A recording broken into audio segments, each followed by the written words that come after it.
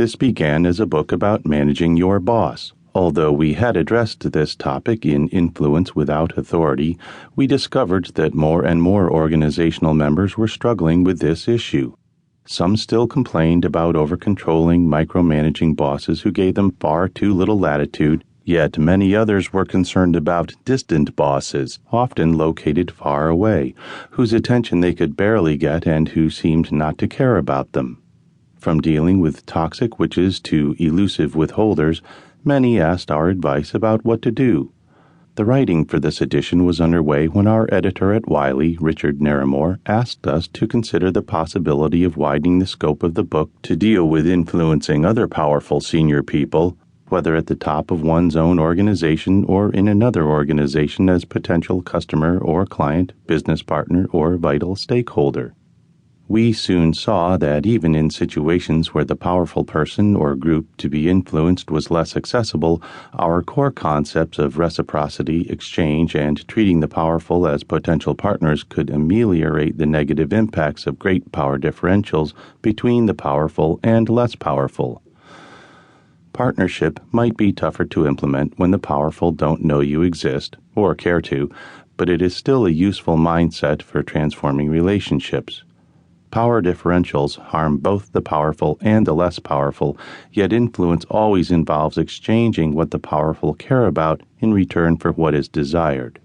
Furthermore, broadening the scope, let us utilize what we know about making change from below, another increasingly important topic.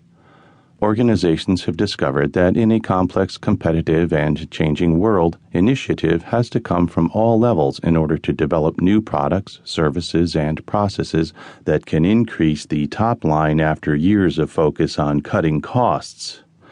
But how do people below take initiative effectively? At the same time, there has been a leap of interest and research about the behavior of the powerful when there are power gaps. Probably stimulated by the misbehavior of so many corporate and financial leaders, with the attendant parade of corporate and financial executives through the headlines or into court, researchers in many fields designed experiments, surveys, and fieldwork to examine the phenomenon. This was intriguing but somewhat one-sided in focus. Seeing the behavior of only those with high power arouses great indignance, but omits the role of the less powerful in perpetuating their perceived disempowered state. Seeing the interrelationships between those with high differences in power is a necessary part of the story. It is somewhat less satisfying because it reduces the ability to portray the powerful in totally negative ways, admittedly occasionally totally deserved, as the victims of Bernie Madoff would attest, but includes the systemic effects collaborated with by the less powerful. Most important, we concluded that the less powerful didn't have to wait for the powerful to magically be transformed into receptive supporters.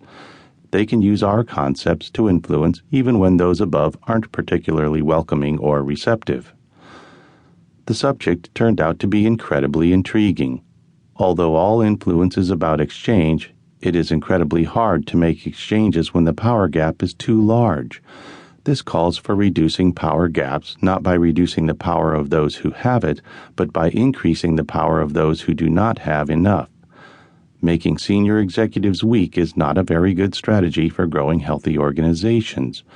For powerful people to be really effective in the long run, they need to have powerful people below, even though many do not recognize this or even fight it. The blindness of the powerful that is a consequence of large power gaps often prevents them from seeing the benefits to them and the organization of having or helping strengthen strong players below.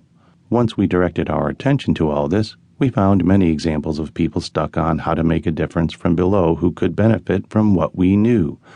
We also found exciting examples of people who were achieving incredible gains despite having little formal power. Thus, we incorporated interviews, observations, reports by others, and numerous personal experiences where we can now stand back and draw useful lessons. We have included many of the inspiring and instructive examples in the book, but we had to leave some on the cutting room floor just to keep the book manageable length. We have added these additional examples to our website, www.influencewithoutauthority.com. Nevertheless, there is ample material in this book about how to gain influence to enable effective action by people who believe they don't have enough authority to command the results they want. Even high-powered people can benefit from the analysis and examples we bring. Wherever you stand, we hope you will discover how to influence